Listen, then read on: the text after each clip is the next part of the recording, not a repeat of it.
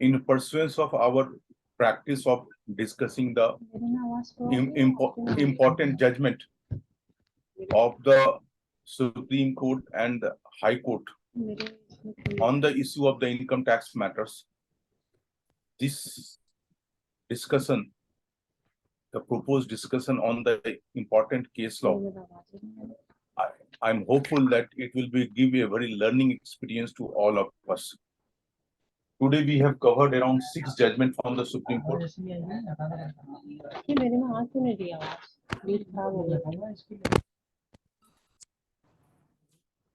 Hello?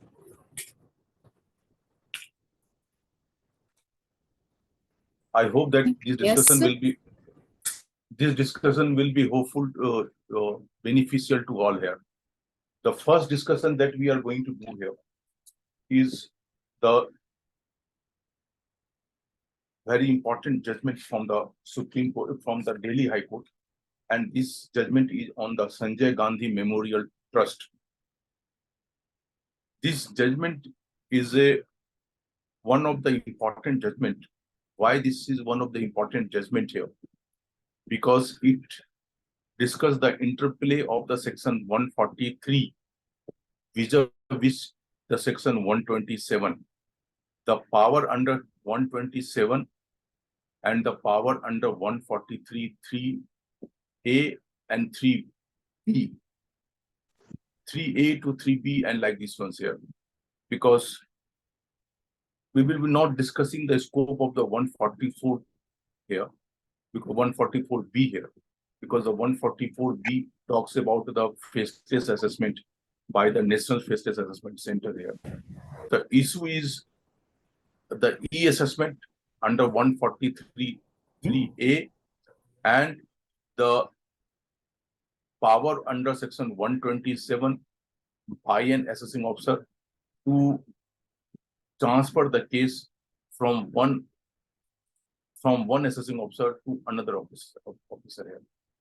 We have to understand the scope of this order passed under 127 because whether the 127 order can be challenged or not challenged here.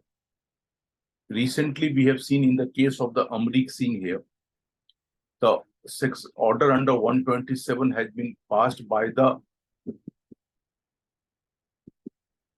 Amritsar. I have to get this Amritsar here. I have to passed on by the Amritsar, and subsequently, based on this issue, the case of Amrit Singh has been transferred from Amritsar to Ghaziabad. The issue is arising here.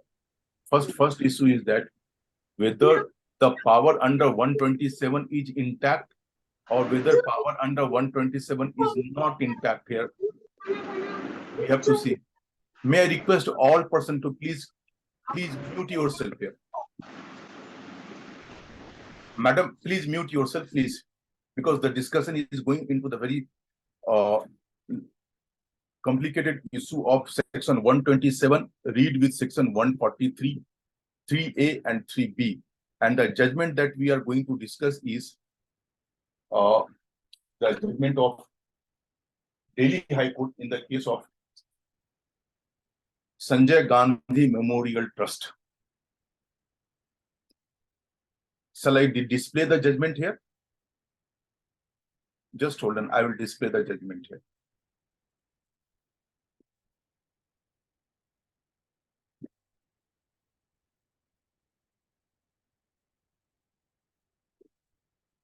Very important judgment of the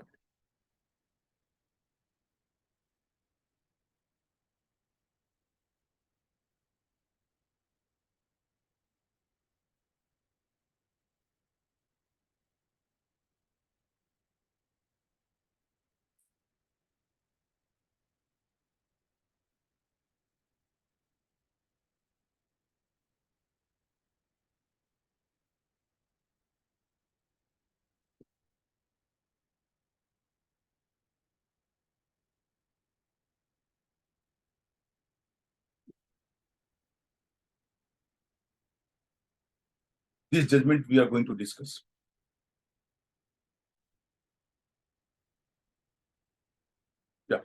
Sanjay Gandhi Memorial Trust versus Commissioner of Income Tax, and this is one of the important judgment because a lot of issue has been discussed by the Delhi High Court on the issue of the section 127 versus section 143, 3A and 3B here. Let's see that what is the discussion of the judgment here. The primary issue was before the court was that whether the power of the central government, the power of the CBDT to notify the e-assessment scheme, where the e-assessment has been notified, whether this power of the e-assessment scheme negates the power of the section 127 of the Income Tax Act for the transfer of the cases from the one assessing officer to another assessing officer. Before this, we should be very much clear what is the 127 talks about. 127 is the where it is coming under the chapter which talks about the income tax authorities, and it talks about the power to transfer the cases. 127 is the, let's see that what is the 127. 127 power to transfer the cases, and it is coming under the jurisdiction chapter, and this is the chapter 13. Whereas the assessment procedure of assessment, which is under the 143.3, where the assessing officer issues the notices here, that comes into the procedure for assessment, which is chapter 14 here. So there's a difference between chapter 13 and chapter 14. The issue is arising here whether the section 143.3A and 3B and the scheme framed thereunder dilutes any of the provision or any of the power which is under section 127. So very much important discussion on the judicial, on the legal interpretation, what will happen, and many judgment has been discussed here.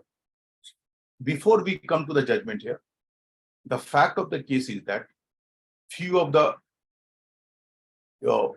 political parties and few of the like Congress party and the AAP party and some of the few of the politician cases were selected for the purpose of scrutiny under 143.3.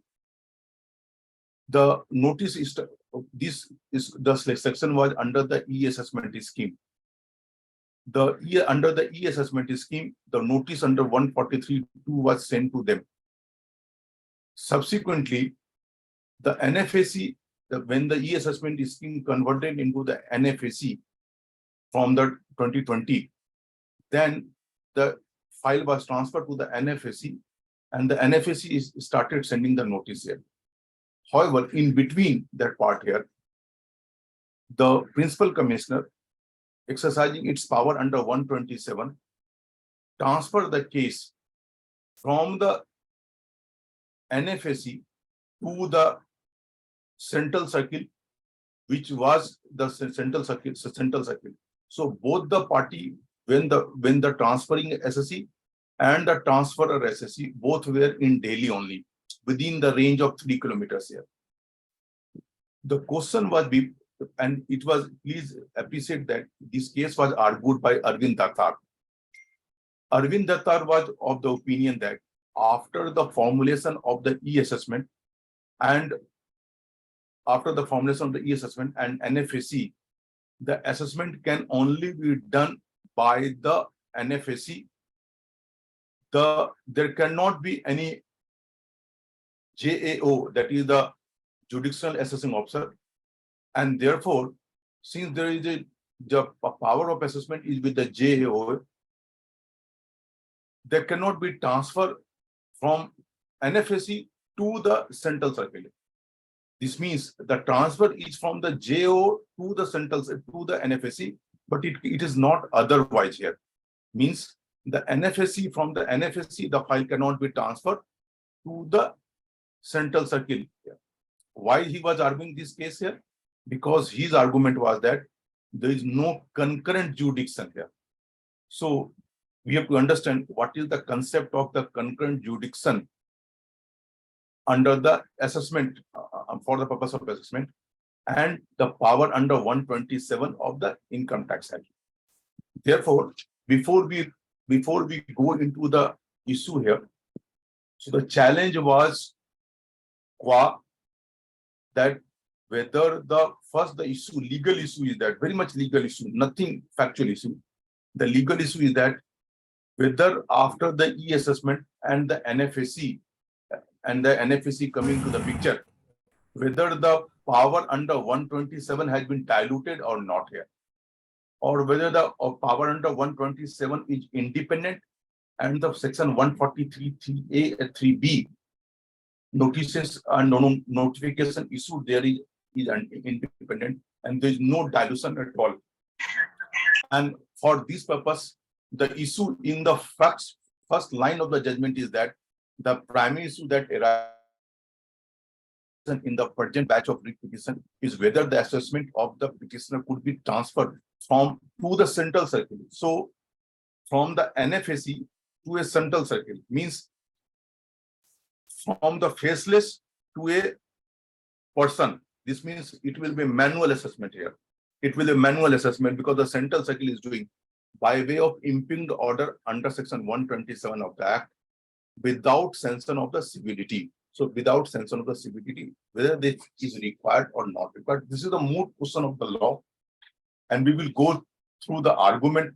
What was the argument? And as I stated, the fact was that few of the important cases like Sanjay Gandhi Trust, Aam Aadmi Party, and many political parties cases were transferred from the NFAC to the central circle, and the issue arises here whether there can be transferred or not.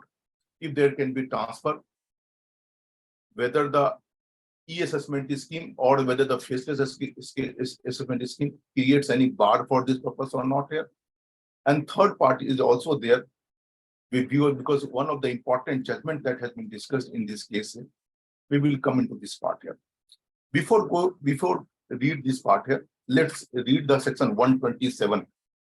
Particularly the section 127 talks about power of transfer cases here, power to transfer cases. It says that if I'm hopeful that you must have the statute with you.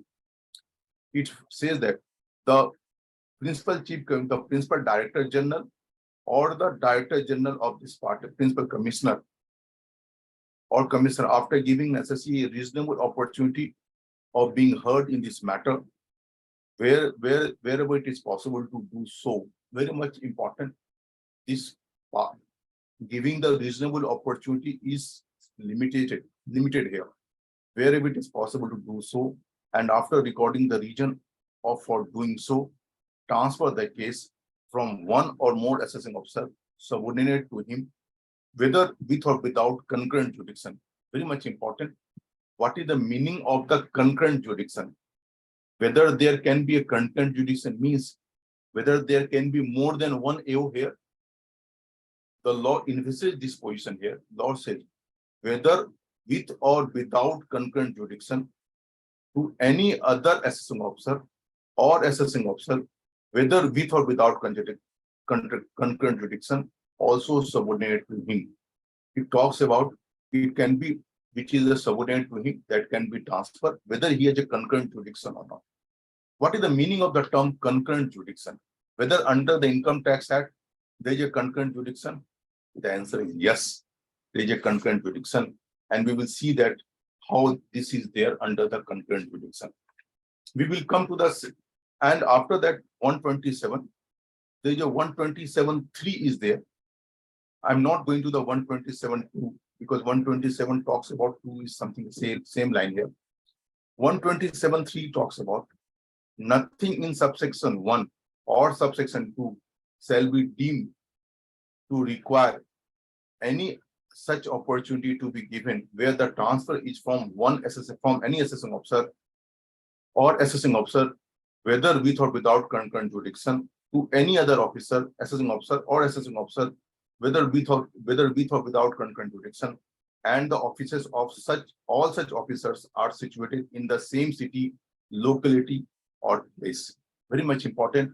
If both the AO, transferor ASO transferor AO and transferee AO is sitting on the same place, same city or same locality, then there is no case of giving any opportunity of this ones here.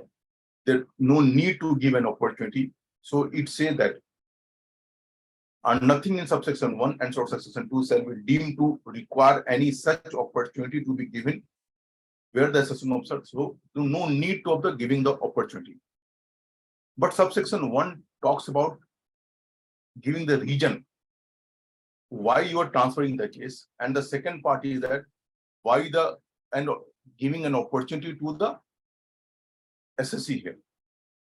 However, subsection 3 talks about there is no need to give the opportunity, but yes, you have to mention the reason why the case is being transferred from one assessing officer to other assessing officer. And 4 talks about the transfer of a case under subsection 1 or subsection 2 may be made at any stage of the proceeding and shall not render necessary to reissue any notice already issued by the AO or the assessing officer from whom the case is transferred. So it talks about once a case is being transferred from one assessing officer to another officer, if the previous assessing officer has issued the notice under 143(2), then the subsequent assessing officer is not required to issue the 143(2) notice here. Very much important part is that, because this takes a departure from the proceeding here. This takes a departure from the 143(2). Let's come to the 143(2). 143(3) is important, and for this case here, 143(3).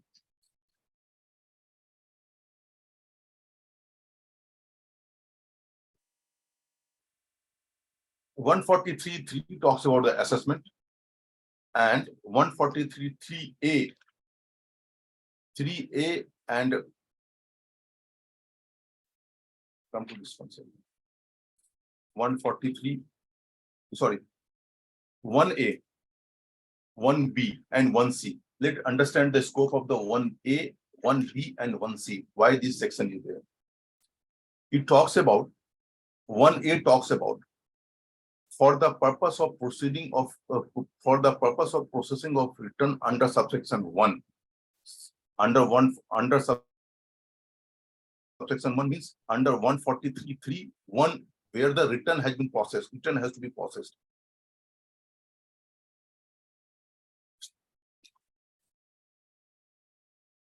The board may make any scheme for centralized processing of the return with a view to expeditiously determining the tax payable by or the refund due to the SSC as required under the said subsection. So 143, 1A, 143(3).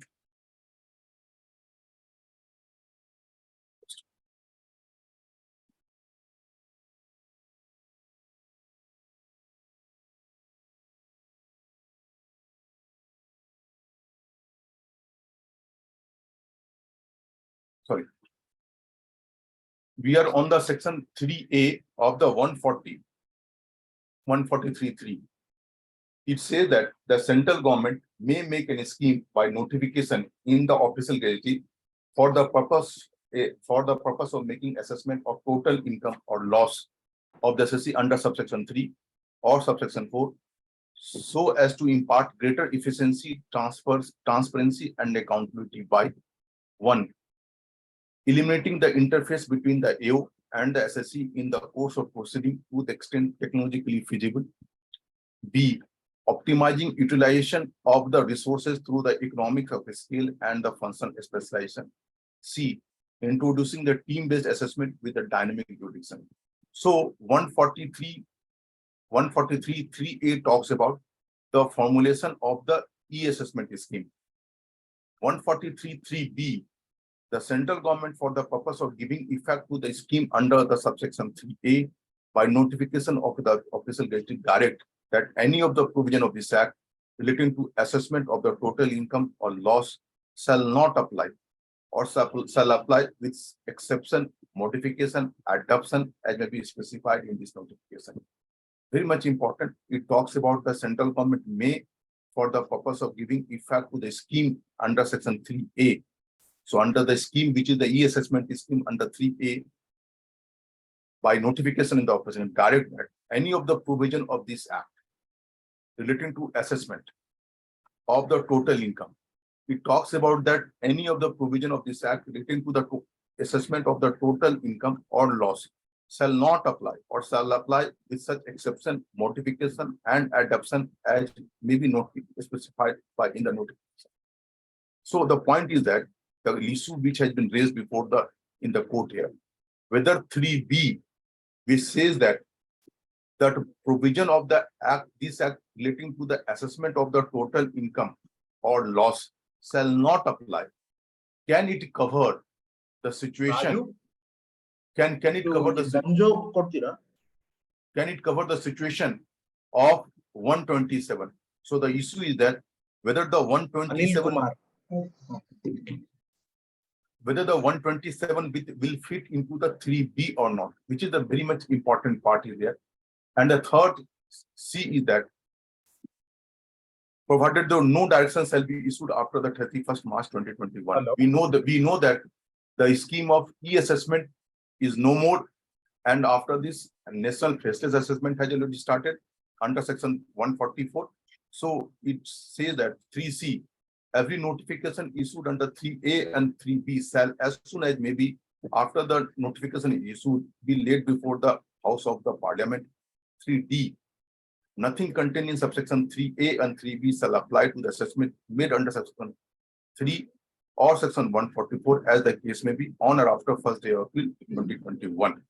So it talks about the once the national faceless assessment has already started, so the 3A and 3B is no more applicable.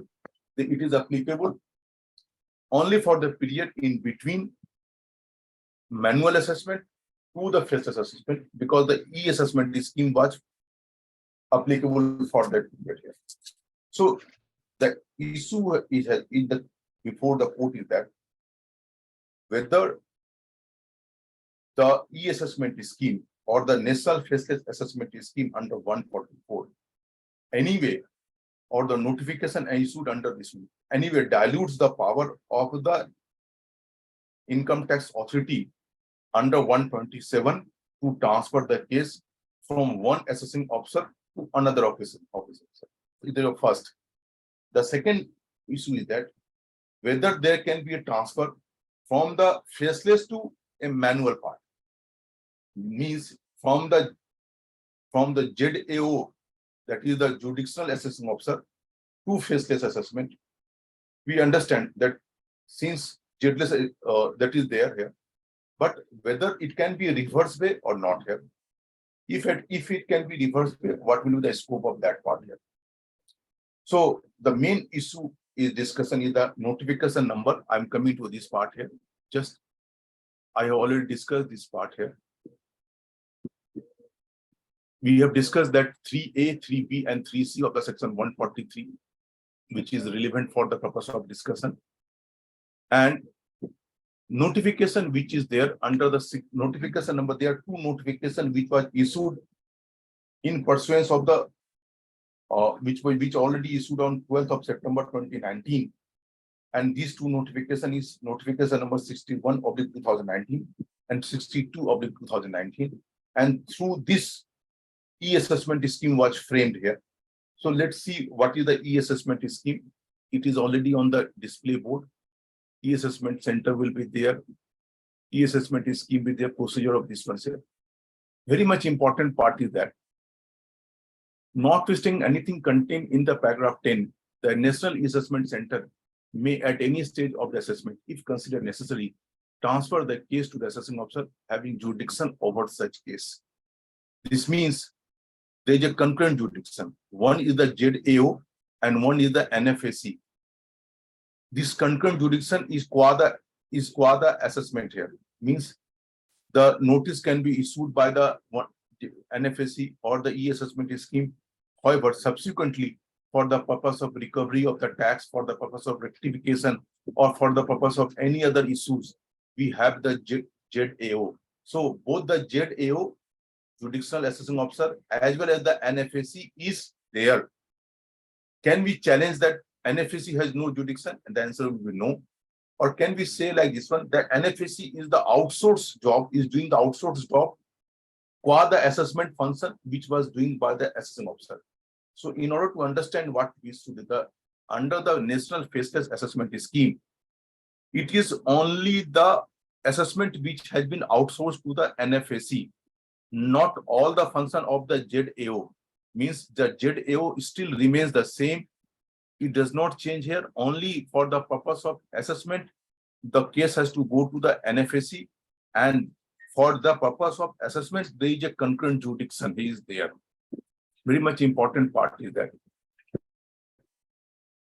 And the notification number 62, what the notification number 62 talks about, notwithstanding anything contained in the paragraph 10, National E-Assessment Center may at any stage of assessment, if considered necessary, transfer the case to the AO having jurisdiction of officer over such case. Means there can be interchange between the ZAO to the NFAC or E-Assessment, or from the E-Assessment, from the ZAO to the E-Assessment, and from the NFAC to the ZAO also.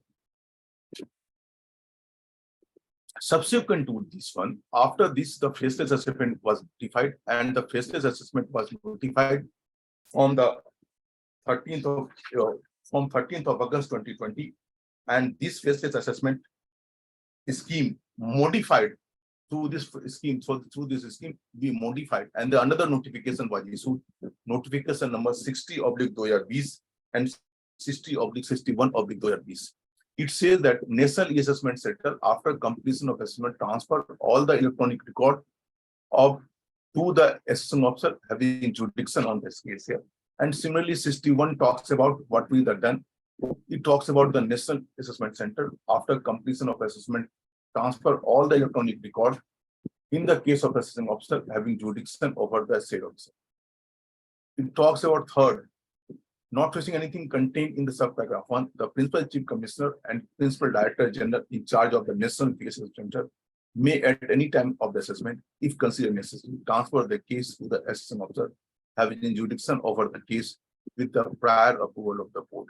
So the issue was there, whether the prior approval of the board is required or not, because it was the argument which Mr. Datar has taken, that in this case, NFAC has transferred the file to the case to the central circle. So whether the prior approval of the board is required or not, or whether any specific approval is required, or whether the general approval will be there. Now, with this here, let's see the argument which was made by Mr. Datar.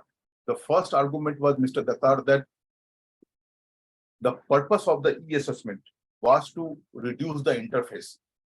If the case will be transferred from the NFAC to a manual system with the central circle, then it is a manual intervention, and the purpose of the e-assessment and the purpose of the National Faceless Assessment Center, the purpose of that purpose will get diluted. That purpose will not be served here. It was the first argument which was there here. Mr. Datar had thoroughly argued on the notification number 61 and 62. Mr. Datar has subsequently argued that the issue of the compulsory selection of the cases, it says that in the case of compulsory selection, it has to be done through the NFAC. Fourth argument is that about the faceless assessment scheme. Fifth argument is that why the central circle, why the case has been transferred to a central circle, because the central circle relates to the only the search and seizure cases and the income tax rate cases. These cases is not,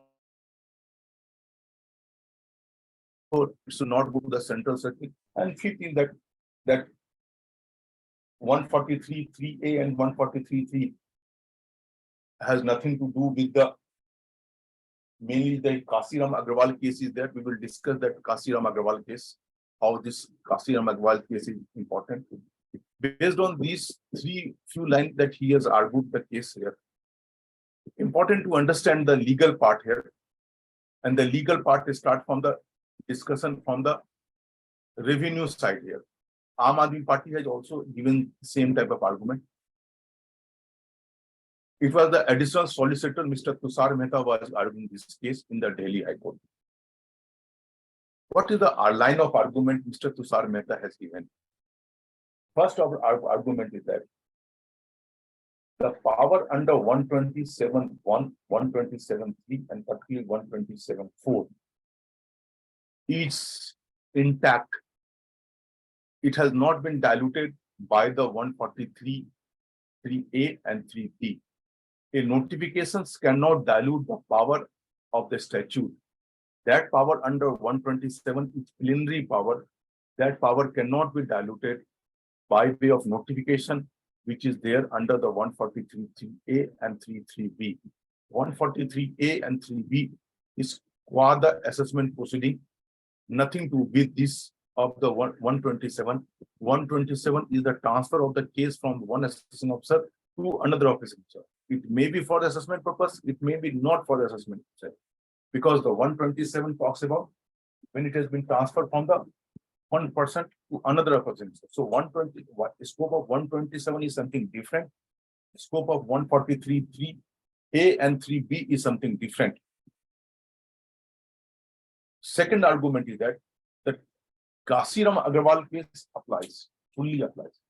The Kasiram Agarwal case is very much important. It is the constitution judgment bench here, where the Kasiram Agarwal says that there is no, we say that there is neither any requirement of recording any region under 127 of that, nor any requirement that a reasonable opportunity to be given to the city where the transfer is within the same city, locality, and place here. Kasiram Agarwal says that if the file is being transferred from one assessing officer to another assessing officer within the same city, that okay, then in this case, no need to give a reasonable opportunity to the assessing. It further goes say that no need to cite the region why it has been transferred. So Kasiram Agarwal, sometimes it gives more power to the principal CIT in terms of 127.3, because 127.3, if we have read that, it says that no region, not necessary to give the opportunity of being heard to the assessee, but citing the region was required. But under the Kasiram Agarwal case here, it says that no need to give the site region also, or you can say that no need to give the, or you can give the region here why this case has been transferred. But Kasiram Agarwal says go further. He says that no need to region here. We will discuss the Kasiram case. It is very much important. Supreme Court held that neither is any requirement of recording the region under section 127 of that, nor any requirement of reasonable opportunity to be given to the assessee where the transfer is within the same city. So within the same city, nothing to do, it can be transferred. Further, it has come to that, what is the difference between the order under 127, whether it is a quite administrative order or it is a judicial order? Because the scope of the High Court for the purpose of judicial scrutiny will depend upon the nature of the order. If the order is a pure administrative order, then there cannot be any intervention by the High Court or any judicial, it cannot go for the judicial scrutiny. But if the order is quasi-judicial, then there is the scope of intervention is there by the High Court. So the court, the revenue has cited that order under 127 is a pure administrative order. It is for the purpose of convenience of the assessment, for the purpose of convenience of the recovery of the tax, for the convenience of the proper management of the case.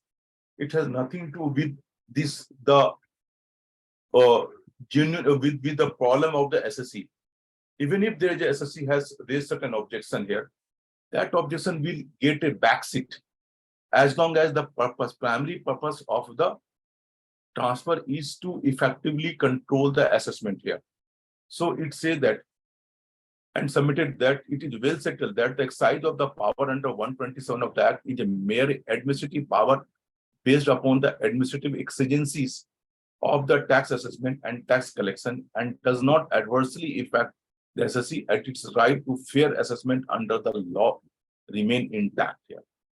It says that it does not affect the right of the assessee for the fair assessment, because unless we say that there is a right has been affected, because it is the writ which has been invoked, it is a writ jurisdiction has been invoked. So it's the court says that the revenue says that there was no vested right on it, and that you should be get assessed by a particular one officer, and there can be transfer from one officer to another officer, and this process is quite a administrative process, no scope of court intervention, saying that it is a quasi-judicial process here. You can get an opportunity of being heard, but it does not mean that if you raise an objection, that objection will become secondary. The first part will be there, the reason here, that reason for the purpose of expediting the case. The scope of the intervention will only come when the revenue is not able to give the proper reason why the case has been transferred. So I see that the scope of the 120, the scope of the judicial scrutiny under 127 order is very limited, because it is say that it is a purely administrative provision. Then we have to find out, even though it is an administrative order, can there be intervention? There are various judgments of the Supreme Court says that even though it is a purely administrative function, administrative order, there can be some judicial intervention is there when it comes to a prima facie error, or when it comes to the manifestly erroneous part is there, or you can say manifestly arbitrary is there. Then we can say that it is violation of Article 14, and then we can argue the case here. Similarly, in the case of the Chaudhary skin trading, it was submitted that power to transfer under section 127 of the Act cannot be linked to the, cannot be likened to the quasi-judicial power, and hence even a briefest of reason. This means no need of giving the detailed reason, and discernible public interest, very much important public interest, on the ground of public interest, would be sufficient to exercise such power, and courts would not interfere in such exercise of the power. This means the saying that you have, the court has the limited power to invoke the writ jurisdiction on the order under 127. 127 does not say that you have to give a detailed reason, you have to pass a speaking order. You can say that simply etc. that for the purpose of public interest, for expediting the tax revenue, or for the purpose of better management of the collection of tax, for the assessment and the collection of tax, this case is being transferred. The moment this is the reason that has been given, the scope of the High Court intervention will be limited here. Very much important part is coming up. Another judgment which is coming from the ATS infrastructure is saw that it's held that first is that there is no fundamental right of the assessee to get assessed at a particular place. ATS talks about under section 124, and then it comes to the 124, what is the scope of 124, whether the 124 is intact. It says that 124 is intact. Under section 124, an assessment must be carried out of principal place of business, but where the power under 127 are invoked, territorial nexus become relevant here. So important part to understand 124 and 127. It says that 124 is that, yes, primarily 124 is that where the business is carried out. But the moment 127 is invoked, the 124 will go in toss. Secondly, determination of the venue of assessment would be governed by the greatest efficiency for the collection of tax. Like all this argument is there. Third argument is that Supreme Court has a Muhammad Salim cases here. They have cited the Muhammad Salim case. He talks about that power provision. Very much important. In full effect, it must be construed as a power to workable. Even 127 is a missionary provision. it should be construed to effectuate a charge. It should be construed to effectuate a charging section so as to allow authority concerned to do so in a manner wherefore the statutes are enacted. Very much important to see that 127 is not a quasi-judicial proceeding. 127 is a mechanical order. It has nothing to do with this part here. Further, it argues that Chhattisgarh High Court, what the Chhattisgarh High Court had said that Chhattisgarh High Court says that for the purpose of coordinated investigation and coordinated assessment has been held to be meeting the requirement of the law for the purpose of transfer. So, one, it is a coordinated investigation and coordinated assessment has been cited by the department. Then you can say that it is a valid ground for the purpose of transfer. Coordinated investment is not a vague word. The Commission of Income Tax in the Union of India versus 358, they have already discussed this part here, and upheld by almost High Court in the country, submitted the similar view as taken by Madras High Court in general part.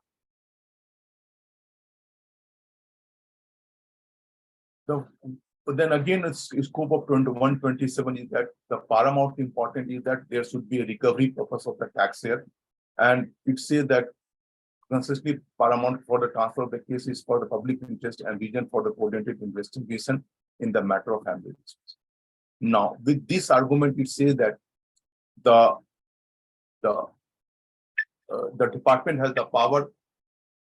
The department has the power to transfer the case from the NFAC to Central Circle here, and it says that it can be done there.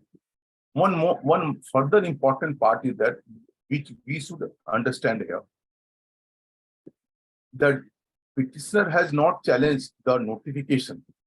Petitioner has simply says that the petitioner has challenged the order under 127 order under 127 and the notice which has been issued by the Central Circle. Petitioner has not challenged the notification here. So the issue before the court was, since the petitioner has not challenged the notification, what will be the scope of the writ here? And because this under this notification, it is already said that in the case of the international taxation and the international taxation and transfer pricing matter, it will be not with the face-to-face assessment, but it will be by the judicial assessing officer. So international tax cases and the transfer pricing cases, it still lies with the JDAO. It does not go to the face-to-face center. So the issue was there, why this case goes to the JDAO and why the other case go to the NFAC. But this part was not challenged by the petitioner here, because petitioner was trying to say that my case should not be given to the AO, it should be with the NFAC. So they should have challenged that under what ground the case goes to the international case of international center goes international taxation goes to the JDAO, and what ground the case goes to the NFAC. Is there any intelligentsia, whether intelligent differentiation has been created or not? Since that part has not been challenged by the petitioner, the court has not gone into the detail of that part here. So now we will come to the reasoning, court order. What is the court it says here? We have seen that both the argument here. The court, why the court is saying that? Court says the first part is that the Kasiram Agrawal case fully applied to this case. And let's see what is the court argument, what is the court reasoning say. Court reasoning is that since this matter is connected with the 143A and 143B, it has nothing to do with the 144. So they are not going to discuss the 144 provision. They are confining themselves to with the power and ambit of the scope under 127 with the 143A. So we can read this part here. Having heard the learned counsel of the party, is court of the view that present case involved interpretation of notification. There are two notifications, number 2019 and 2020. This notification was for the e-assessment scheme, and the face assessment scheme, and not under 144B. So 144B has not been done at the time of passing of the order in 8th of January 2021. And this one said the face assessment scheme was governed by the notification number 143A and 3B of this Act. Further, it talks about the issue which before the court is that consequently this court of the view, it is necessary to examine the scope, ambit, as well as the interpretation of section 127, whether in view of the two notification, which is 12th September 2019 notification and 13th August notification, power to transfer under 127 has been denuded or not. So first of all, it talks about whether the power to transfer has been diluted or not. Before this part here, they are trying to understand, before going into the part of the whether the part has been denuded or not, they are to go to the what is the scope of the 127. Whether the 127 order is a mechanical order, what is the scope of the challenge to the 127, and whether the 127 remains intact or not. So they are first reliance is on the Kasiram Agarwal judgment. I have the Kasiram Agarwal judgment, which we will discuss in detail here. It talks about, see the Kasiram Agarwal cases, they have discussed that. What was the outcome of the Kasiram Agarwal case? Supreme Court held that transfer order under section 127 is a mere administrative order. This line is very much important. It says that the transfer order, Supreme Court has said the transfer order under 127 is a mere administrative order, invariably made on the ground of administrative convenience. Neither is there any requirement of recording the region under 127, nor the requirement that reasonable opportunity is given to the SSC when the transfer is within the same city. They have already discussed under this Kasiram Agarwal case, and this court has followed the constitutional bench judgment in the Kasiram Agarwal case. So further, all the High Court has said that this is a pure administrative order, nothing to do, and there is a less chance of intervention by the court. The second part is that the court argument is that whether the central circle is only for the search cases or whether the central circle can be other than case also. The court of the view that by going through the notification circular was there of the CVT, he says that non-search case can also be go to the central circle. They have come to the conclusion that this can also go to the central circle. Up now, the important part is that para 47 onwards, the interplay of the 127 versus 143 3A. What the court says here, very much important is that how the court is say that whether we have the concurrent jurisdiction. Let's see that para number 48. The court is of the view that though the year though in the year 2019 the concept of reassessment and in 2020 the concept of face assessment were introduced. Yet the judicial assessing officer continues to exercise concurrent jurisdiction with the face assessing officer. So they are two concurrent jurisdiction. One is the judicial assessing officer, that is the JAO that we talks about, and the second is the face assessing officer. Both have a concurrent jurisdiction. In fact, pursuant to the exercise of the power under section 120 subsection 5, which empowered the CVT to confer concurrent jurisdiction on two or more assessing officers, group and management of the work, the CVT, this notification has conferred power upon the Income Tax Authority or National Fee Assessment Center to exercise the power of assessment concurrently. Very much important term is that the power of assessment is concurrently, while the original jurisdiction is still with the JAO. The relevant portion of the NFAC is that. So first jurisdiction is with the JAO, judicial assessment officer, and therefore faceless assessment officer. It is there under 120, section 120. So therefore, since there is a concurrent jurisdiction, then how it will be there? It is clarified that e-assessment and face assessment scheme that once a case is selected for scrutiny for a limited purpose of passing the assessment order for a particular assessment year, the case is assigned to the National E-Assessment Center, and after assessment, the electronic record, the case are to be transferred back to the judicial assessment. So you can say that the faceless assessing officer is doing the outsourced function. Only the job is the faceless assessment center is to do the assessment. Once the assessment is completed, all the files and all the record will come to the judicial assessing officer. So to the extent of the assessment here, there is a concurrent jurisdiction. Once the assessment is finished, there is no concurrent jurisdiction.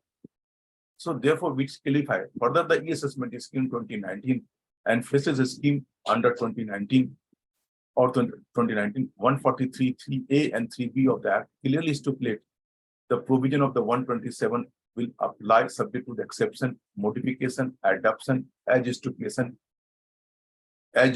therein. In other words, if the faceless assessment has not been modified under section 127 of the Act, the power of the said section would continue to apply in all cases unmodified order.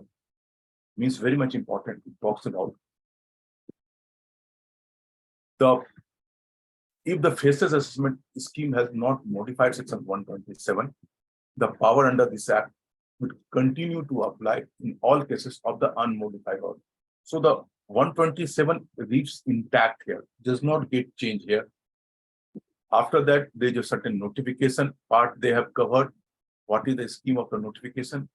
We will go through this part here. It says that 12 September issued in exercise of the power under 143 and 3B of that in order to give the effect of the e-assessment scheme, authorizes the National E-Assessment Center to transfer the case of the assessment at any stage of the assessment, only when the assessment proceeding is pending before the national, to the assessing officer having jurisdiction over such case, as the scope of power and function of the national faceless assessment is limited and facilitating of the conduct of the e-assessment. So it says that National Faceless Assessment Center is limited only for the purpose of assessment. So therefore, there cannot be there during the assessment stage, there can be transfer from the ZAO to the NFSC and from the NFSC to the ZAO. Both the side there can be transferred. So consequently, enlarge the scope of supplement. So what will the two notification enlarges the and supplement the power of transfer of the authorizing the National E-Assessment Center to transfer at any stage of the scale as of the assessment in case the SSC of the SSC to the AO having jurisdiction over such case. Yes, from the Faceless Assessment Center to Judicial Assessment Center, and additional and assessing officer has always been a concurrent jurisdiction. So with this, the court is of the view that there is no need of authorization by the board. The 127 will be sufficient for this purpose here, and for this 127 there can be a transfer here. Further, the court has also dealt with the section 127, and 127 means the case. The case has already been defined under the section 127, and case discussed about the proceeding. Case also discussed about the proceeding under this Act, and this proceeding will include all the things here. So therefore,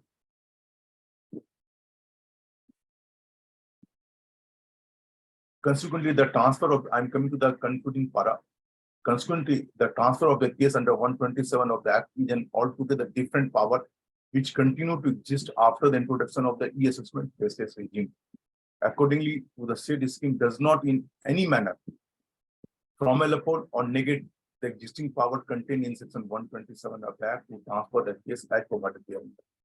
Consequently, the power to transfer under 127 of the Act is not in any manner denuded by the faceless assessment scheme when the transfer is sought to be made by the judicial assessment officer under one principal income tax officer to another assessing officer under the different principal commissioner of the income tax who are not exercising the current jurisdiction under this.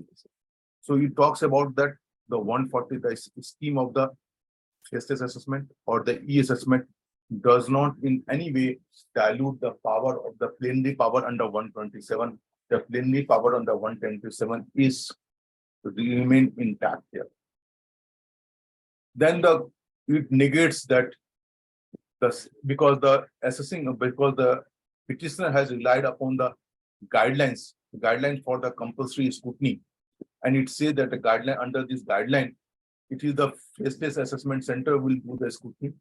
It says that these guidelines will no way dilute the power of the e-assessment scheme and also dilute the power of the section 127 here. One important part is that whether the assessing of SSC has any fundamental right to get the assessment done from only one assessing officer, or it can be changed here. The court has said that very much important. The court has said the court is also on the opinion that no SSC has any fundamental or vested legal right to be assessed by a faceless assessing officer by virtue of the amendment in the 143(3)(a) and 3(b) of the Act. So, very much important is that the after 3A and 3B is coming to the face, means after the e-assessment and the faceless assessment is coming into the force here. There is no vested right. There is no vested right of the SSC to get it assessed from the ZAO or from a particular assessing officer. It can be go to the National Faceless Assessment Center there. Firstly, the section 143(3)(a) Act stipulates that the central government may make a scheme to eliminate the interface between the assessing officer and the scheme. This implies the central government has discretion to frame and not to frame the faceless assessment scheme. Consequently, the argument of the faceless assessment is a vested right fails to consider the language of the statute. So, therefore, the faceless assessment is not a vested right. The first part is that it can be. And after that, they also discussed about the scope of the scheme. What is the scope of the scheme? We say that the assessment under the scheme shall be made with respect to territorial area, person or class of person, or income of class of person, or cases of class of person.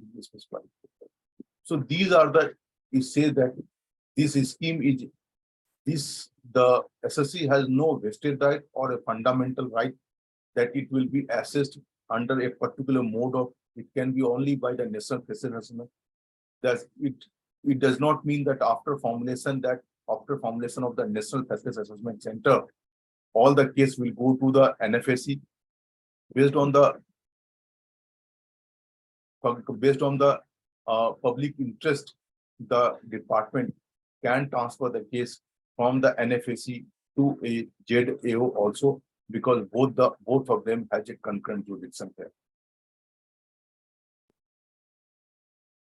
After that, another argument was there, which is about the guilt by association and guilt due to relationship. The court has gone into a detail and says that there cannot be the guilt of association. The court clarified that in the present batch of petition, it is not relied upon the original file produced by the respondent, as there are sufficient reasons to justify the administrative decision that part.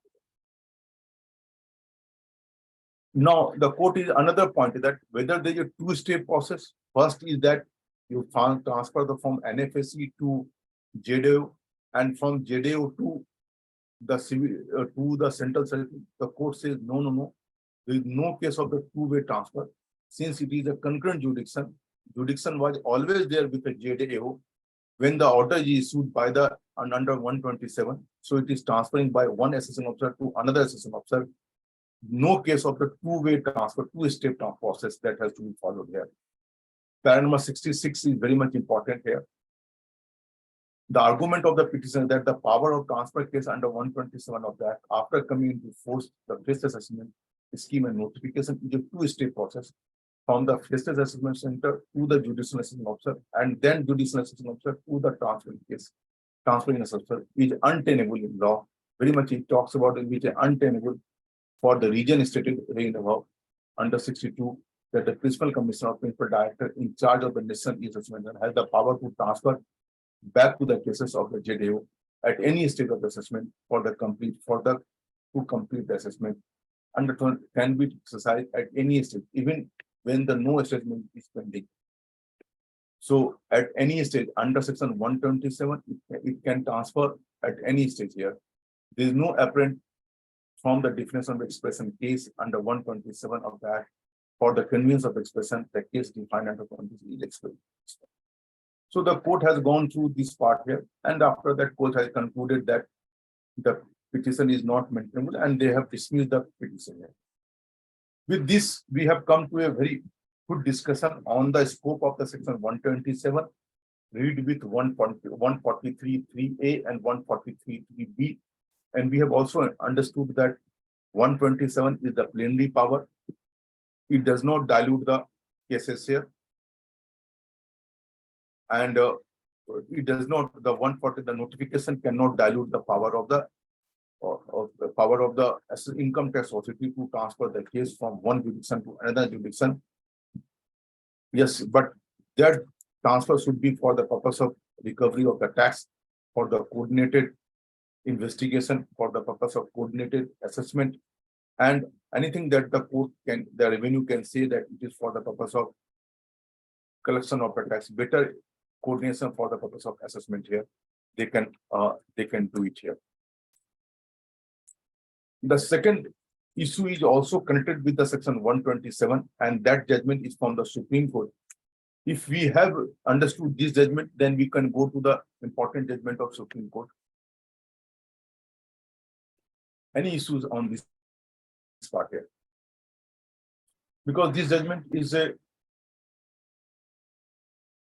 detailed judgment on the issue of the 127 and 143. Any questions? And after that, I can go to the next part here, because this judgment has taken a lot of time here.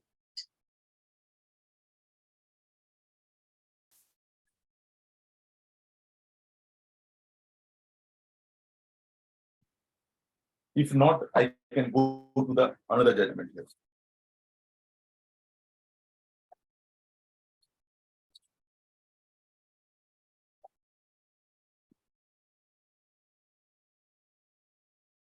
Another judgment is Sunil Wamanrao from the Bombay High Court. Very much important judgment is that this says that the fact of the case is that in 2016, when the IDS scheme came, we know that it was the voluntary scheme where the income declaration scheme was there in 2016. You can very well declare the information here.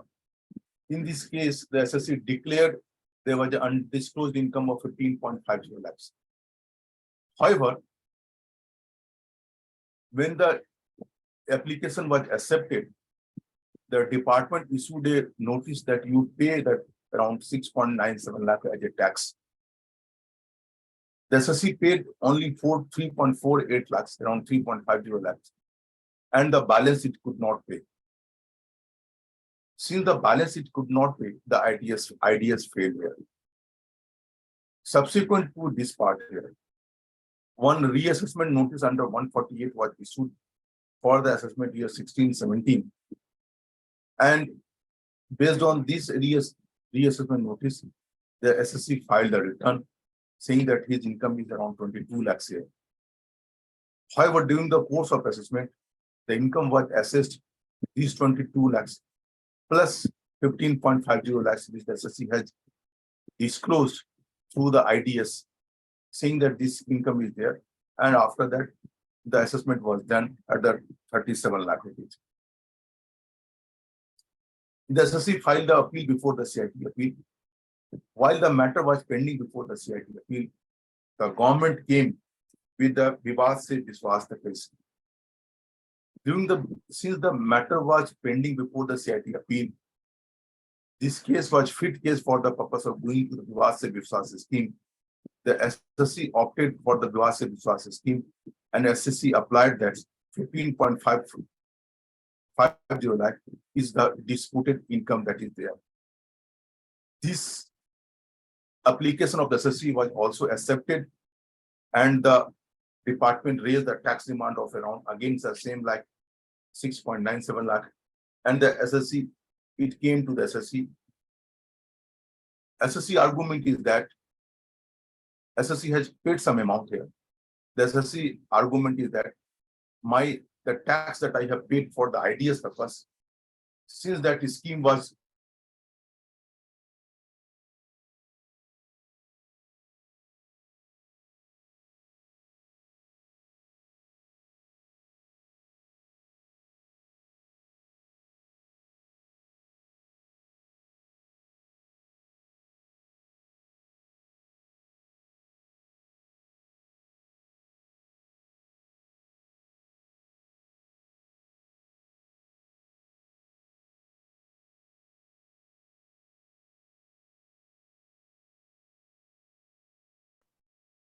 15.5 lakh rupees as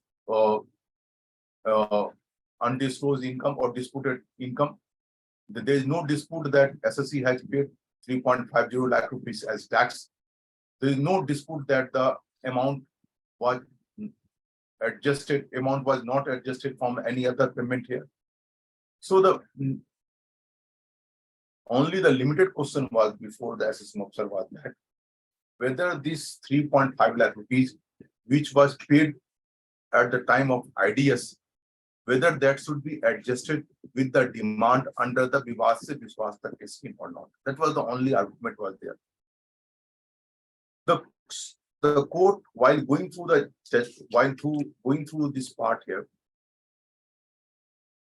was supported by the Supreme Court judgment. Very much important in the Supreme Court judgment is that, and in the Supreme Court judgment was in the case of Hemlata Gargia versus Commissioner of Income Tax. This Hemlata Gargia case was for the purpose of under the VDS scheme 1997, under the voluntary disclosure of income scheme under 1997, and under that scheme, the Supreme Court has said that if the SSC has not able to pay the full money, then the benefit of the scheme will not be available. However, if the SSC has paid some scheme, then what will happen? That amount should be adjusted, that amount should be, refund should be given. Although there was no refund was allowable under that part here. If the refund will not be given, or the tax will not be adjusted, then it will be violation of the Article 265, because it will be treated that undue enrichment will be there in the part of the state here. Following that judgment and subsequently Bombay High Court in own cases on the same issue of the BDS 97 has said that the department cannot take the benefit of the tax paid by the SSC by not giving an adjustment to that when the demand comes here. So based on this part, based on going through the fourth judgment, very much fourth judgment is very much important. What are the fourth judgment is there?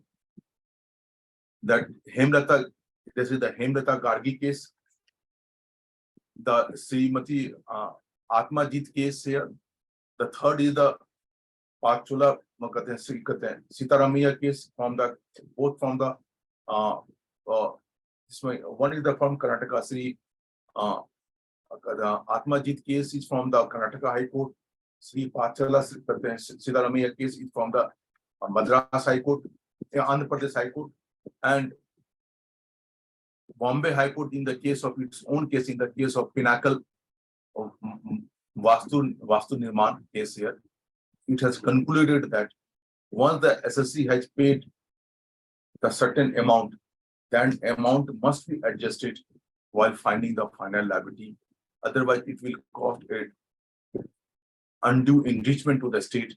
And it says that I'm coming to the para number 18 of this judgment, although para number 18 is not visible here. It says that it appears that on the last date specified under 30th this month, the petitioner admittedly not paid the entire amount in terms of the issuance here. Form 3 dated 20th September.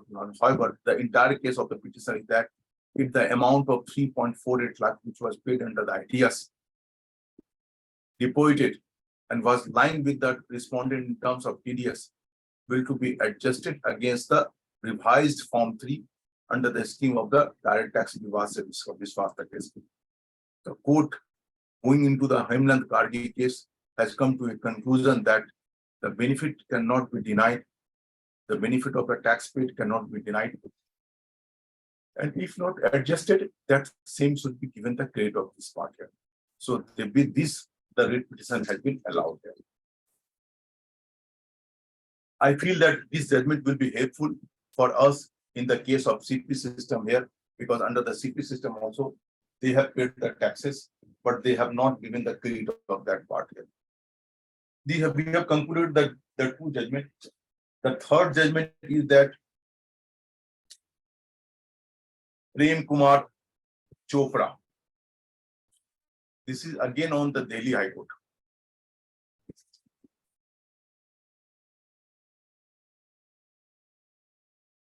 under this judgment here, in this judgment here, the court has discussed the concept of the, what is the concept? Concept of the res judicata versus consistency. And I will go through the order copy. Very much order copy is that.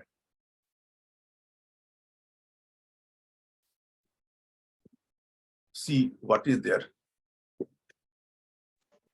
Prem Kumar Chopra. Under this judgment, the court has discussed the concept of res judicata versus the case of the consistency. What is the consistency?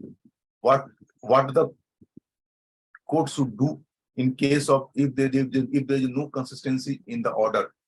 Can the department say that since the res judicata is not applicable to the income tax proceeding, therefore the assessing officer is independent of doing the assessment? The answer is yes. However, whether he can take the contrary view on a same issue, the answer will be no. The answer will be no. Why the answer will be no?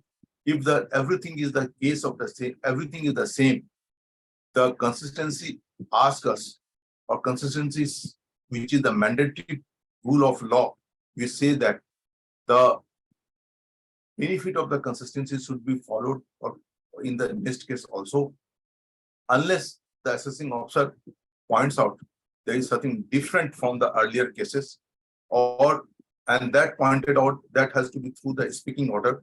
It cannot be through a summary order here.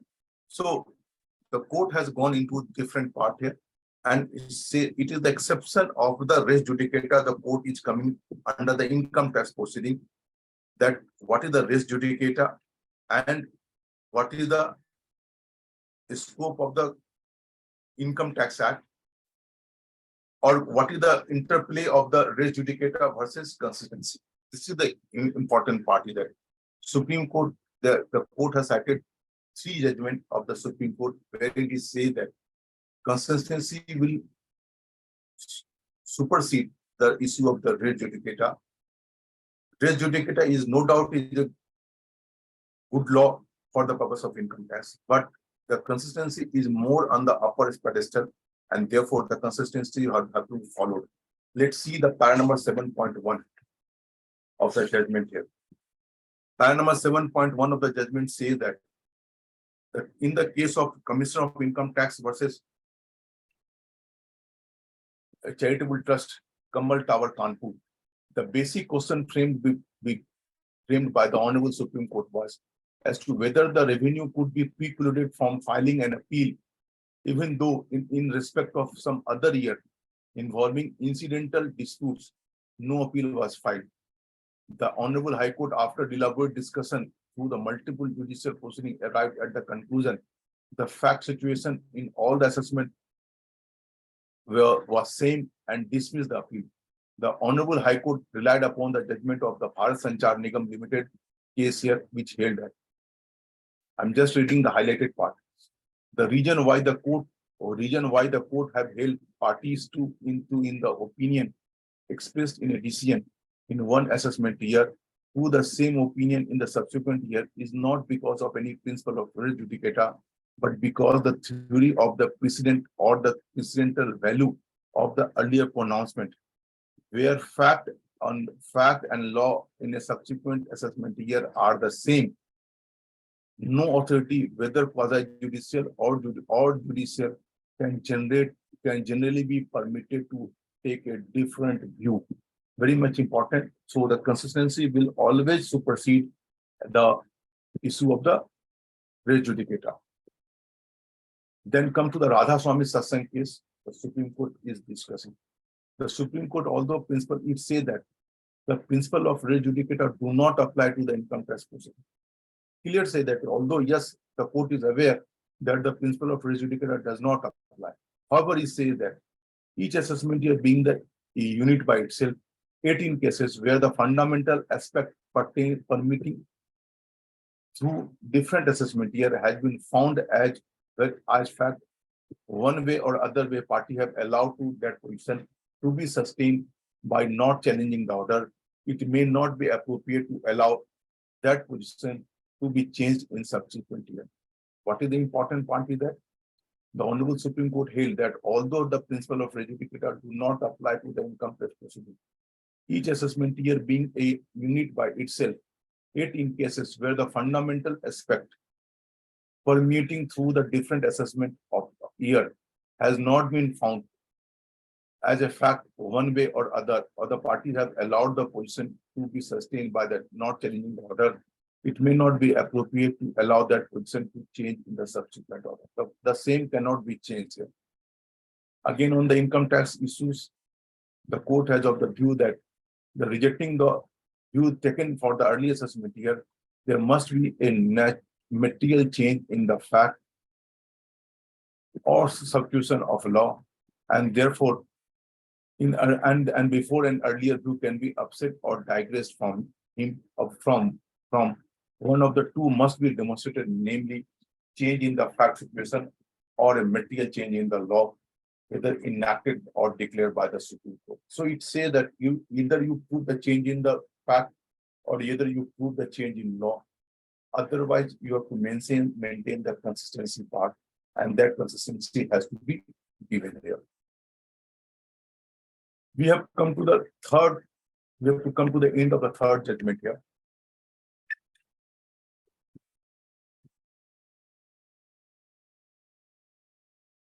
Now we will come to the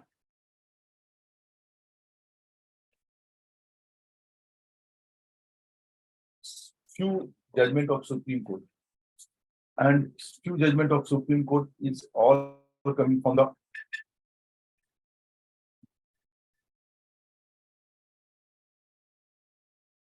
this judgment is coming from the Jagdish Transport 454 ITR 264.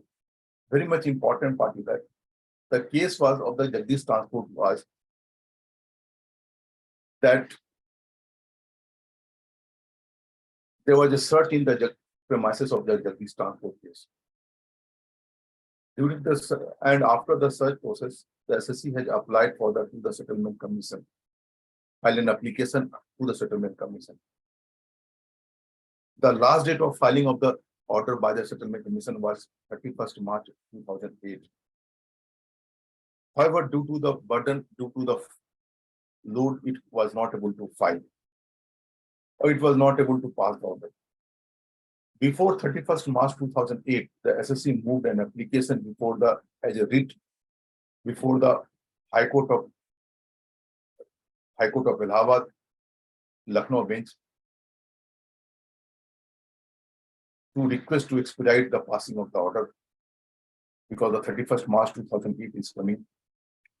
The High Court passed an order expediting with a request to the Settlement Commission to pass the order by 31st of March 2008. This process of going to the High Court was very frequent, and therefore the Settlement Commission was overloaded with the work there. Since the Settlement Commission was not able to pass any effective order, it passed an order saying that due to the voluminous transaction is not able to decide on that part here. However, it says that this amount of 59 lakh rupees is the undisclosed income of the SSC. And subsequently, it asked the Principal Chief Commissioner to proceed against the SSC by issuing the notice for the purpose of reassessment and do the computation as per the law, and give the credit and follow the law and give the credit as per the law.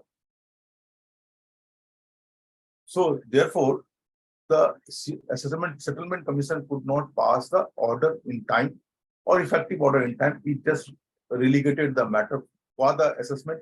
It relegated the matter to the Principal Commissioner, and Principal Commissioner issued the notice, and after that the AO issued the notice. The SSC against this order of Settlement Commission challenged this order before the High Court of Allahabad. So this is the second round at the High Court of Allahabad. What is happening there in the High Court of Allahabad? And he has challenged that the power of the settlement commission to relegate the matter to the PCIT. He has not challenged the complete order. So he has not challenged the complete order. The court was of the view that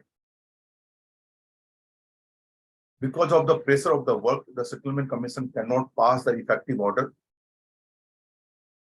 because passing the effective order was required, and for this purpose the time was also required to be given to the assessing officer and the department. It was not possible for them to pass the order before 31st March 2008. So it has asked the principal commissioner to start the proceeding against that party. The department, the High Court was of the view, since the assessment has not been done by the settlement commission, therefore no need to interfere in the order of settlement commission, and therefore it says that dismiss the writ application of the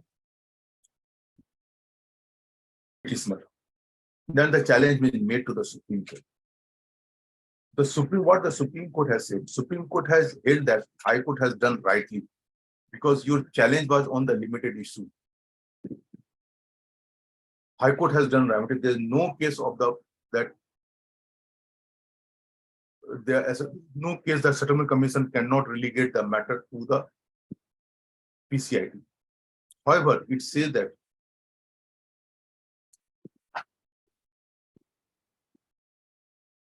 since every detail is with the settlement commission, can pass the order again. But as of now, when the order has came, there is no settlement commission. You know that. So it is an interim review, the interim board is there. An interim board can pass the order. And for this purpose, it has quashed the order of the High Court, quashed the order of the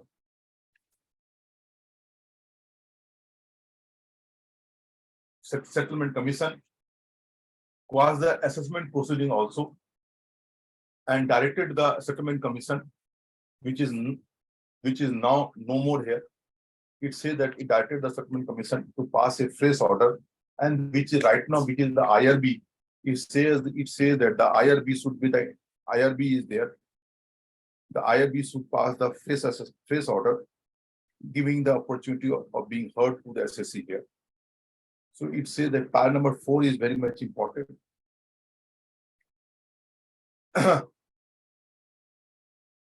We set aside the subsequent assessment order. We set aside the impugned judgment of the an order passed by the High Court. We set aside the subsequent assessment or reassessment order passed by the SSC, assessing officer, which were the subject matter of writ before the High Court. We have set aside the order passed by the settlement commission. It is reported that the settlement commission has been wound up, and the matter pending before the settlement commission is being adjudicated and decided by the interim board constituted under 245 AA of the Act, and therefore it has referred the matter to the interim board, which is there under 245 AA. So what is the learning from this part is that learning of this part here, yes, the settlement commission has the wide power to relegate the matter to the principal CIT. The argument that should be there before the High Court, it should not be only the power to relegate, but it should also that the manner of passing the order by the settlement commission. And it should have been challenged. Since it was not challenged before the High Court here, High Court has a very limited ground of passing the writ here, and therefore it says that it upheld the order of the settlement commission. However, the Supreme Court has reasonably done. The Supreme Court quashed the High Court order. The Supreme Court has quashed the settlement commission order. The Supreme Court has quashed the assessment proceeding, reassessment proceeding and remanded the matter back to the Settlement Commission for the purpose of fresh adjudication. And since the Settlement Commission is no more under 245 AA from 1st April 2021, it is the IRB is there.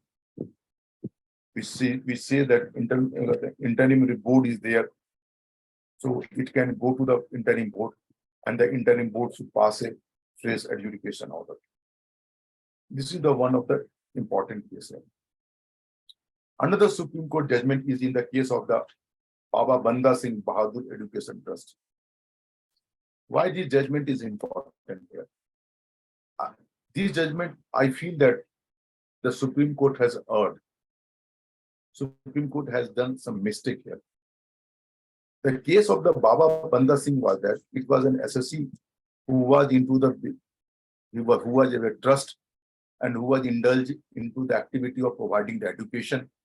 And for the assessment year 2006-2007, his case was before the Commissioner Exemption, and the Commissioner on Commissioner Exemption under Section 1023C6 here, 1023C, we say that the benefit of the exemption is available to a university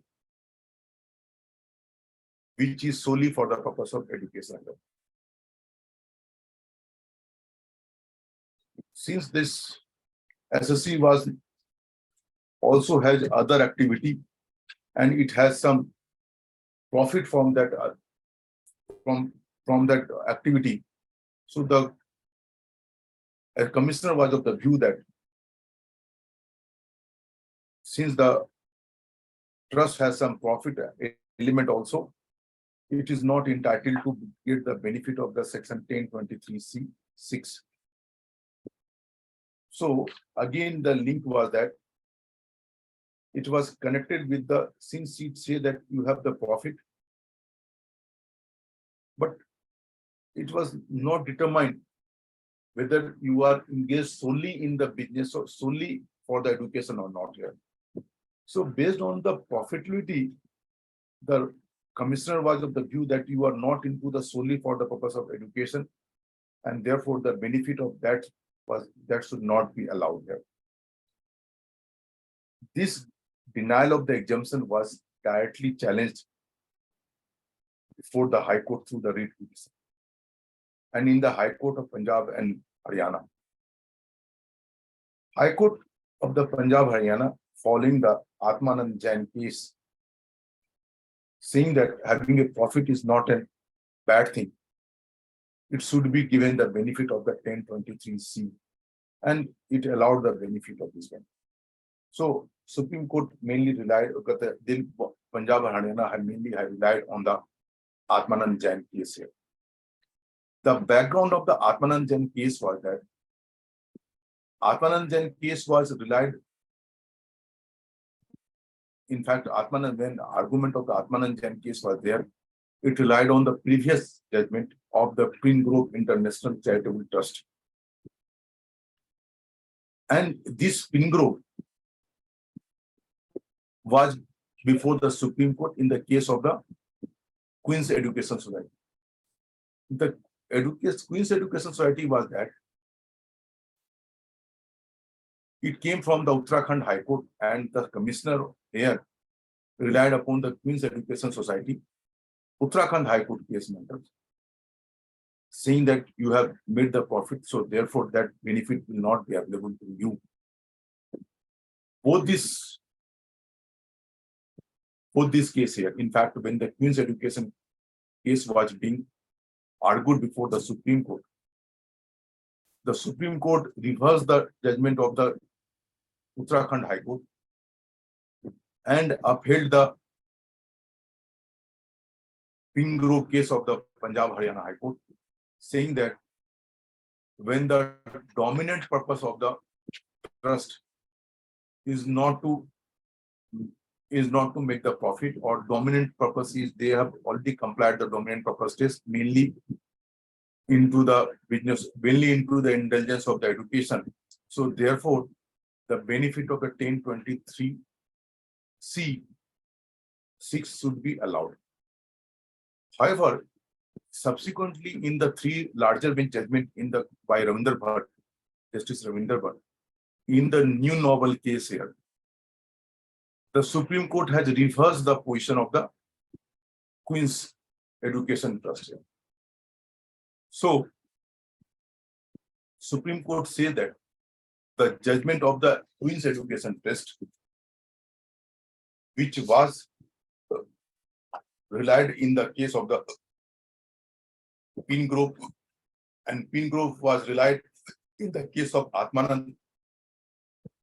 Based on this line, the benefit of the Queen's judgment will not be available post new novel judgment. And the new novel judgment says that it should be the word solely has to be given its restrictive meaning. The predominant test which was there in the Surat Artsel case is no more applicable here. And therefore, it says that the judgment of the Haryana High Court was quashed here. What is the missing in this case by the Supreme Court is that Supreme Court urged, in fact, the petitioner should have argued before the court here, that in the case of the new novel, it was said that the new novel will apply subsequently. This means it was the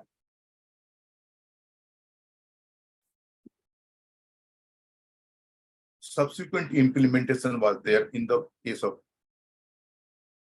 new novel here.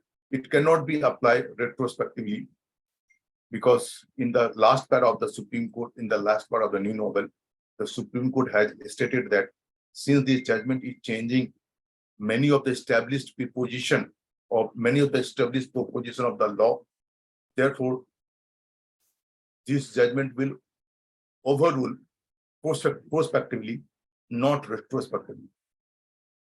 That judgment came in the October 2022. This judgment is for the assessment year 2006-2007. So therefore, the new novel case should not be applied here because new novel case has strictly mentioned that it will apply to a cases to a situation post that date, means October 2020 date here. Before October 2022, the validity of the Queen's Education Society and the Surat Artsel was quite valid here. Based on this part, the court should have applied the law.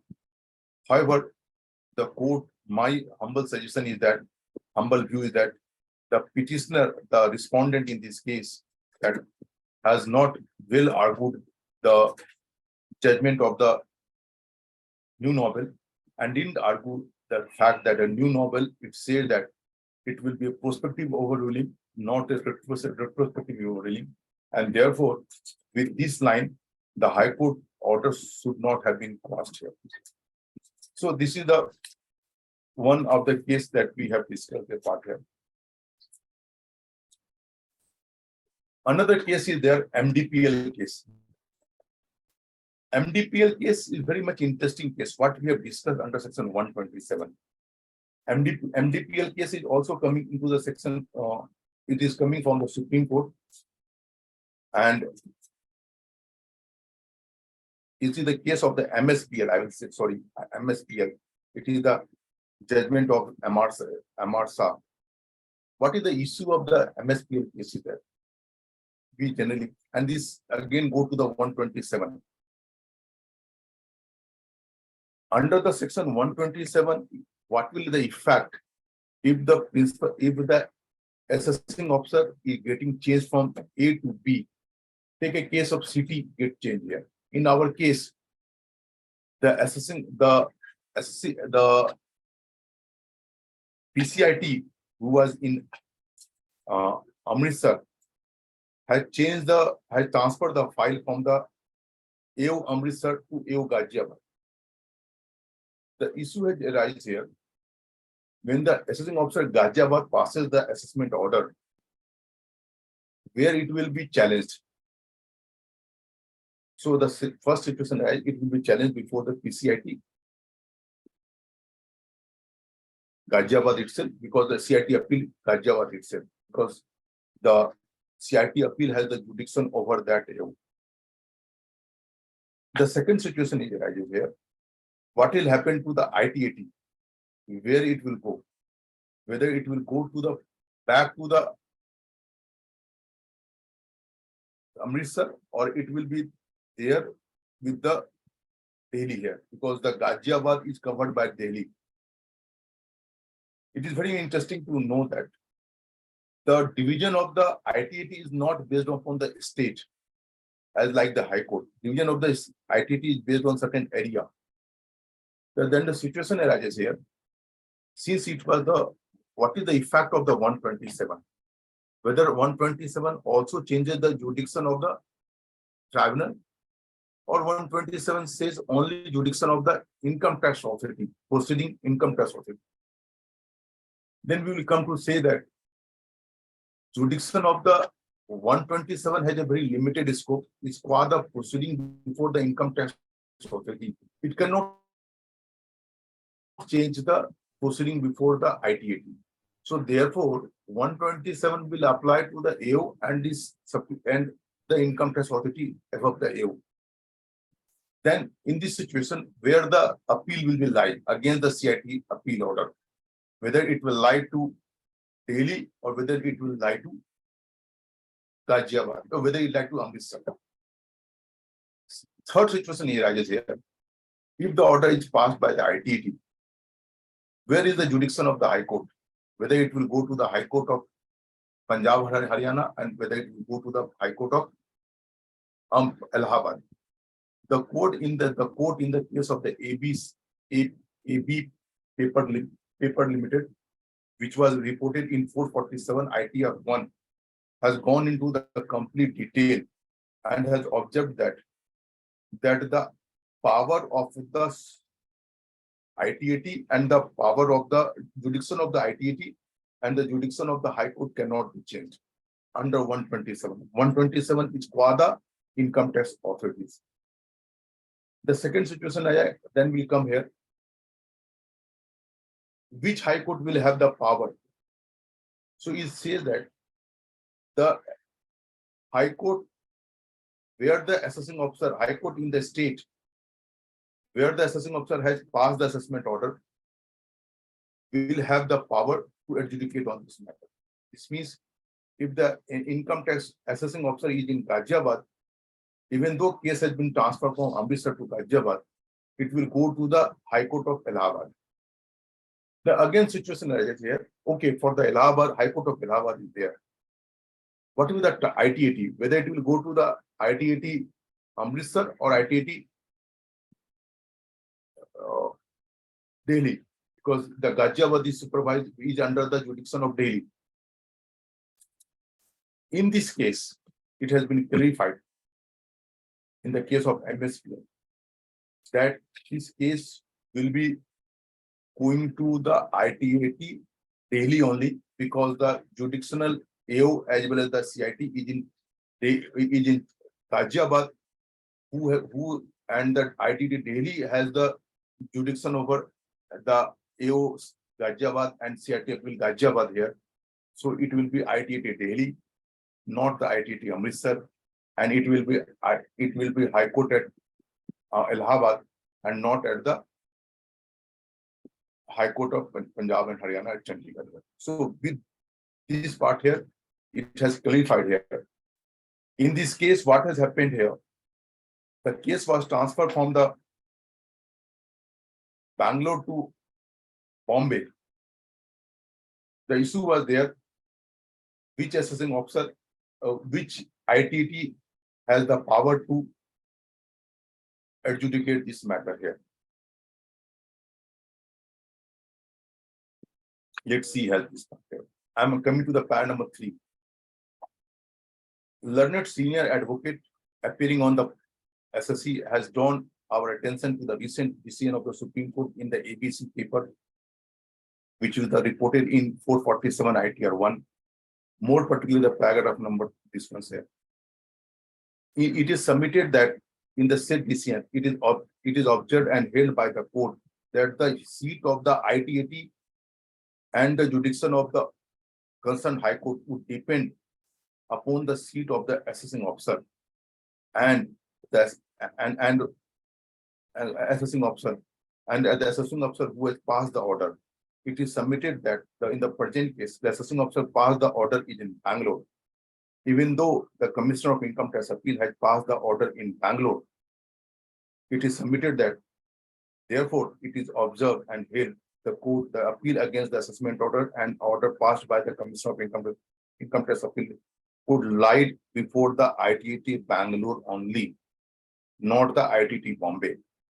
And the court has gone into the detail of the judgment, and the court has come to the say that in view of the above said and the reason stated here above, it cannot be said that the High Court has committed any error, because it was the High Court has said that the case has to be argued at the ITT Bangalore here.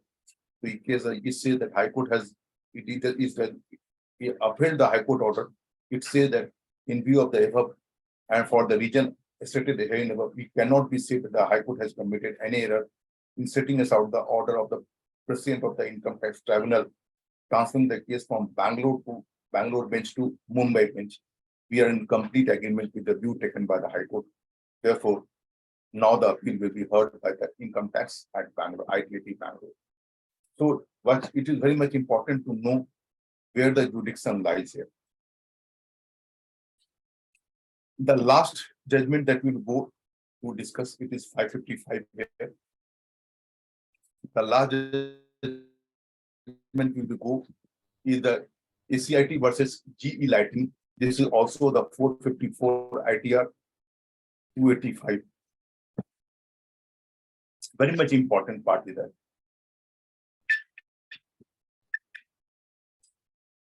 Very much important. What is the scope of the explanation 5 of section 32?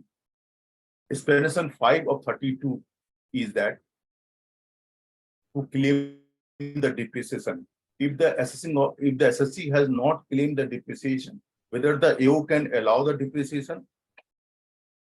Through the explanation 5 of the section 32, it was said that assessing officer will allow the depreciation even though assessee has not claimed it, but this provision was applicable from the assessment year 2002-2003. Because the law came from the 1st April 2001. The first assessment year was 2002-2003.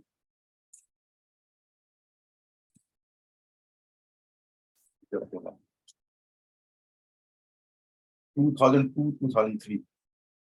Here, what the SSC has done. Here, the SSC has done. It has filed a return. First, he has filed the return, and in that return, it claimed depreciation. Subsequently, it filed the return, and this assessment is for 99-2000. Subsequently, it filed the revised return, and it did not claim the depreciation. What the AO did, AO said that since this expansion has come, I have to give the benefit of the depreciation to you, and therefore AO allows the benefit of the depreciation and passes the order against the assessment of the revised return. So the first question is that is there. In the revised return, you didn't claim something. However, the AO is going to allow you that thing here. He can do. There is a famous case of the Gandhi India, which says that the AO cannot go beyond the return here. In this case, the return, it was the revised return was there. And in the revised return, the SSC has not claimed the depreciation. However, the AO going beyond the revised return allowed the depreciation which was claimed in the original return. Subsequently, when the matter came to the CIT appeal, CIT appeal also upheld the order of the AO. When the appeal was before the High Court tribunal, that tribunal held that since this explanation came from the 1st April 2002. First assessment year was 2001 and 2. 2002 and 3. Therefore, and in this case, the assessment year was 99-2000. Therefore, the AO cannot give the depreciation suo motu in the absence of explanation 5 to section 32. And therefore, it reversed the order of the CIT appeal. This matter came before the High Court. High Court upheld the order of the tribunal, saying that no infirmity in the order, and after that, this matter was before the Supreme Court. Supreme Court, this is there is a Mahindra Mill case in the 243 ITR, and in the case of Mahindra Mill case, the Supreme Court has already decided. What was they decided? That Section 32 of the Act provides for certain reduction being allowed in respect of depreciation. The Supreme Court in the CIT Mahindra Mills has appealed that if the revised return is a valid return and the assessee has withdrawn the claim of the depreciation, it cannot be granted relying on the original return while the assessment is based on the revised return. It was held that the assessing officer cannot grant depreciation allowance when the same is not claimed by the assessee. Very much important.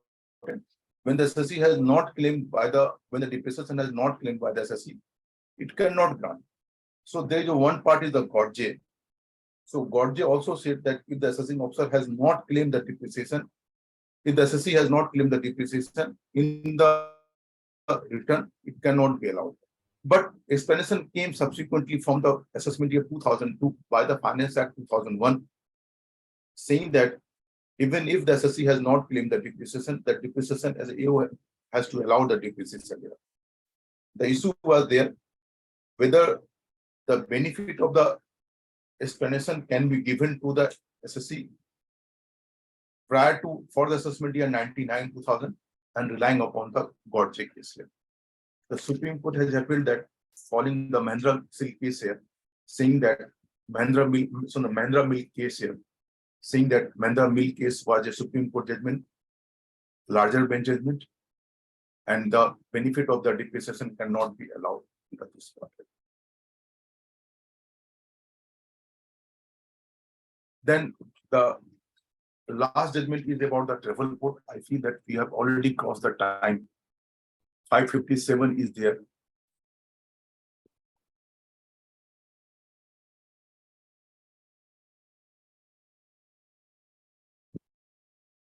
We have covered around 5 to 6 judgments. Any question on this part?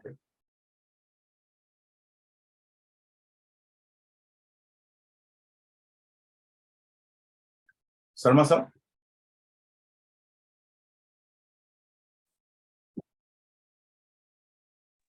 Madam? Kiran ma'am? Yes, sir. Can you just open the this one here? Can you unmute Ashok Sharma sir? Hello. Yes, sir. No, sir, very elaborate. Only that last judgment you said, when this depreciation, whether provisions can be applicable retrospectively, though means it was argued in the beginning that it may apply retrospectively. But as you rightly said, now it is confirmed that unless there is a specific year is given, it will apply from such and such date, it can't apply retrospectively. Yes, sir. Yeah. So we have tried to cover any issue on that part, sir, upon Mahindra Mills and other mills also, sir. Because this judgment is very much important to understand that how the interplay of the 32(1) is there. And that's what I said. Mahindra Mill said you can't thirst because it is an allowance. Yes. It's an allowance. Unless you claim it, it can't be thirst. Yeah. But then brought that explanation 5. But explanation 5, they did not say it will apply retrospectively from such and such year. Yes, so now yes, Supreme Court is rightly confirming that it can't apply to 99-2000. Yes, sir. Yes, sir. Anyone on the issue of the section 127, because now the reassessment is going on the issue, very much reassessment proceeding is going on, and many issue of the 127 is coming. 121 very much 127 for the assessment proceeding in terms of 144, 148, 143, 3 and 144, the faceless assessment here.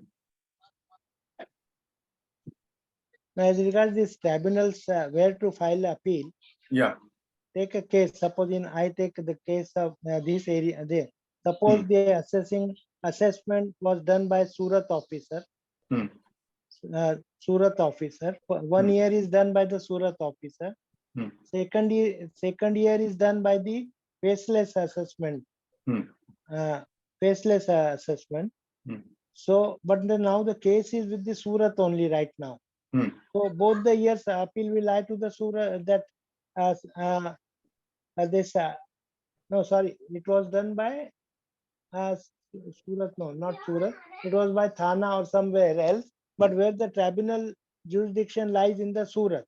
So what I am asking is, if the tribunal jurisdiction lies in the Surat, though the assessment is made by faceless assessment, it will lie to, the appeal will go to the Surat only.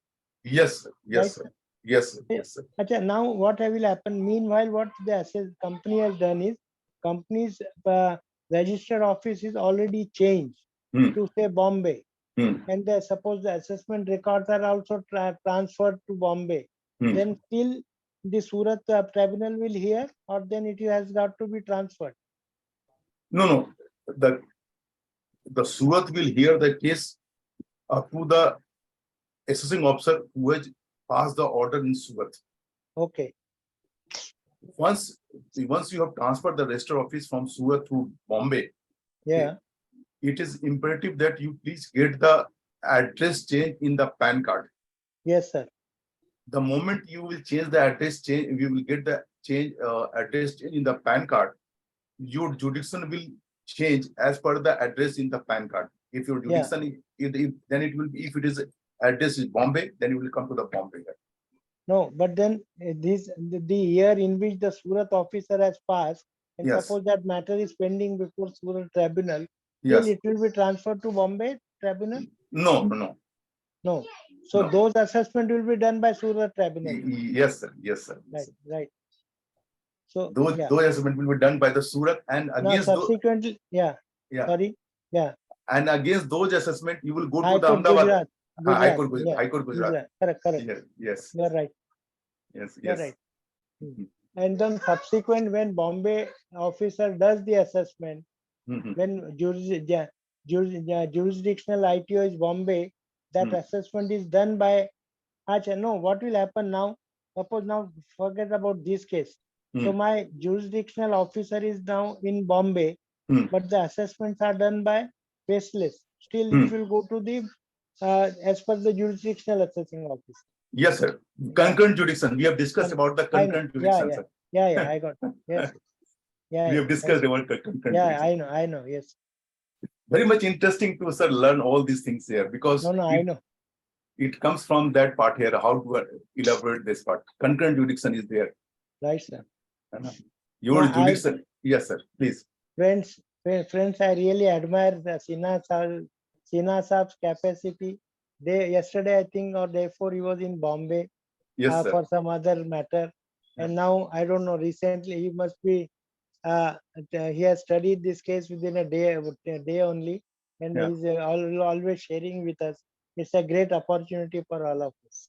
Yes, sir. Thank you, sir. It is a great opportunity for me also, sir. Okay. No, I know. I know. You are the most beneficiary because you yourself study it. Yes, sir. I have studied it and just try to. And the point is that, sir, the moment I study it here, I find a way to apply this in our cases also. Yeah, you're right. Yeah. Thank you, sir. It was a nice learning from you, sir, and nice learning from all of you. I will tell you one example, sir. Recently, we were studying the one case in which the case was transferred from Amritsar to Ghaziabad, sir. And it was assessment. Assessment was done at Ghaziabad, and the appeal, CIT appeal was also at Ghaziabad. Okay. Earlier, when I was thinking to file the ITAT appeal here, by reading the AB paper cases 447 ITR 1, I was on the bit confused that whether this jurisdiction of the ITAT Amritsar will be there, because 127 is Quada Income Tax Authority, is not the ITAT here. Okay. So by reading the AB paper milk, I was a bit confused that it will go to the ITAT Amritsar here. But again, when you read it here, then since the assessing officer is in Ghaziabad, the High Court will of the Allahabad will come. Yeah. Then it will giving a conflict issues here. When I read the MSPL case of the Supreme Court recently, it gave me it confirmed my view that no, it will not go to the ITT Amritsar, it will go to the ITT Delhi. And after this, we filed the appeal before the ITT Delhi only. Yeah. MSPL is what citation? MSPL 440, it is 454 ITR. I just read it. Very much. It is MSPL. JD Mistry has argued, sir. Okay. And very short judgment, sir. Very short judgment. MSPL 454 ITR 280.